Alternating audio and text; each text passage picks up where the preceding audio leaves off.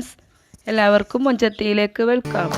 ഇന്ന് ഞാനിവിടെ ഒരു പലഹാരമാണ് ഉണ്ടാക്കാൻ പോകുന്നത്. അതിന് വേണ്ടിയിട്ട് 1/4 മുറി കോക്കനട്ട് ചെരുവിയത്, 2 ശർക്കരയുടെ പീസ്, പിന്നെ ഒരു 3 ടീസ്പൂൺ കോക്കനട്ട്, ഉണങ്ങിയ കോക്കനട്ട് ചെറിയ പീസാക്കി എടുത്തത്, 1 ടീസ്പൂൺ ജീരകം, 1 ടീസ്പൂൺ എള്ള് എന്ന് പറയുമ്പോൾ ഞാൻ വറുത്ത് വെച്ചതാട്ടോ. ഫസ്റ്റ് വറുത്ത് വെച്ച എള്ളാണ് 1 ടീസ്പൂൺ എടുത്തത്. പിന്നെ നമുക്ക് വേണ്ടത് 1.5 നാഴി അരി. ഇതെല്ലാം കൂടിയിട്ടാണ് ഞാൻ ഇന്നിവിടെ പലഹാരം ഉണ്ടാക്കാൻ പോകുന്നത്.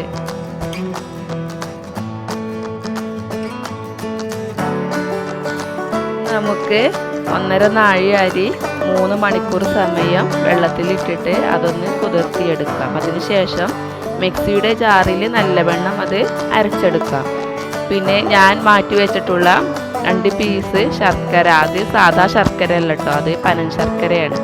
നമ്മുടെ അങ്ങാടികളിൽ നിന്നൊക്കെ വാങ്ങാൻ കിട്ടുന്നത്. ഞാൻ അതാണ് പലഹാരം ഉണ്ടാക്കാൻ ഉപയോഗിക്കില്ല. അത് നമുക്ക് ചെറിയ ചെറിയ പീസുകളായിട്ട് വെള്ളത്തിലിട്ടിട്ട് ഒന്ന് തിളപ്പിച്ചിട്ട് നമുക്ക് അത് ചൂടാറിയതിന് ശേഷം ഇതിലേക്ക് ഒഴിച്ചെടുക്കാം. ഇത് നമ്മൾ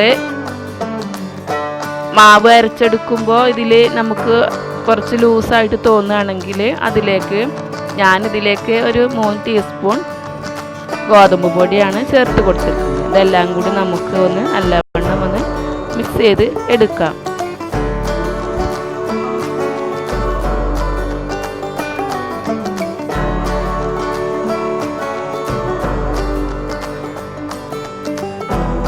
നമുക്ക് നമ്മൾ പീസാക്കി വെച്ചിട്ടുള്ള കോക്കനട്ട് ഇല്ല, അത് നമുക്ക് ഒരു 2 ടീസ്പൂൺ നെയ്യ് ഒഴിച്ചിട്ട് അതൊന്ന് നമുക്ക് നെയ്യിൽ നല്ലവണ്ണം ഒന്ന് വറുത്തെടുക്കാം.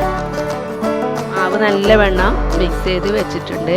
ഇനി അതിലേക്ക് നമുക്ക് നമ്മുടെ വറുത്ത് വെച്ചിട്ടുള്ള കോക്കനട്ടിൻ്റെ പീസ് ഉണ്ടല്ലോ, അത് നമുക്ക് അതിലേക്ക് ഇട്ട് കൊടുക്കാം.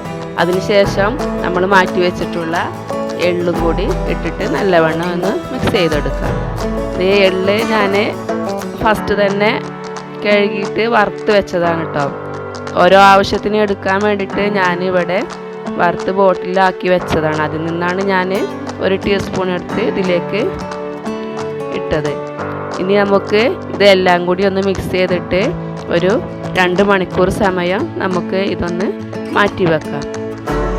മറ്റ് ഇൻഗ്രീഡിയൻസ് ഒന്നും ഞാനിതിൽ ചേർക്കുന്നില്ല കേട്ടോ. മാവ് റെഡി ആയിട്ടുണ്ട്. ഇനി നമുക്ക് ഇത് ഓരോന്നായിട്ട് നമുക്ക് കുഴികളിൽ ഒഴിച്ചു കൊടുത്തിട്ട് നമുക്കിത് റെഡിയാക്കി എടുക്കാം. ഇത് അറിയാത്തവർക്ക് വേണ്ടിയിട്ടുള്ള വീഡിയോ ആണ് കേട്ടോ. ഈ പലഹാരം ഉണ്ടാക്കാൻ അറിയാത്ത ആളുകൾക്ക് വേണ്ടിയിട്ടുള്ള വീഡിയോ ആണ് ഞാൻ ചെയ്യുന്നത്. നമുക്ക് ഏത് സമയത്തും പെട്ടെന്ന് തന്നെ ഉണ്ടാക്കാൻ പറ്റുന്ന ഒരു പലഹാരമാണ്. നിങ്ങൾക്ക് അറിയില്ലെങ്കിൽ നിങ്ങളിതൊന്ന് ട്രൈ ചെയ്ത് നോക്കണം. ഇത് കുട്ടികളൊക്കെ വൈകുന്നേരം സ്കൂളിൽ നിന്നൊക്കെ വരുമ്പോൾ നമുക്ക് പെട്ടെന്ന് ഉണ്ടാക്കി കൊടുക്കാൻ പറ്റിയ ഒരു പലഹാരമാണ്. ഇതിന് വേണ്ടിയിട്ട് നമ്മൾ തലേ ദിവസം തന്നെ നമ്മൾ അരി വെള്ളത്തിലിട്ട് വെക്കുക ഒന്നും ചെയ്യേണ്ട ആവശ്യമില്ല. നമ്മൾക്ക് കുറച്ച് സമയം കൊണ്ട് തന്നെ ഇത് ഉണ്ടാക്കി എടുക്കാവുന്നതാണ്. അപ്പോൾ നമ്മുടെ ഉണ്ണിയപ്പം റെഡി ആയിട്ടുണ്ട്.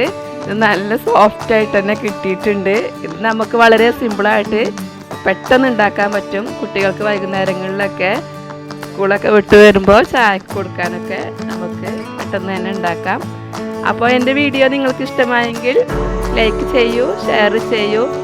ഇത് സബ്സ്ക്രൈബ് ചെയ്യാത്തവർ എൻ്റെ വീഡിയോയുടെ താഴെ കാണുന്ന ബെല്ലൈക്കൺ പ്രസ് ചെയ്യൂ. Thank you.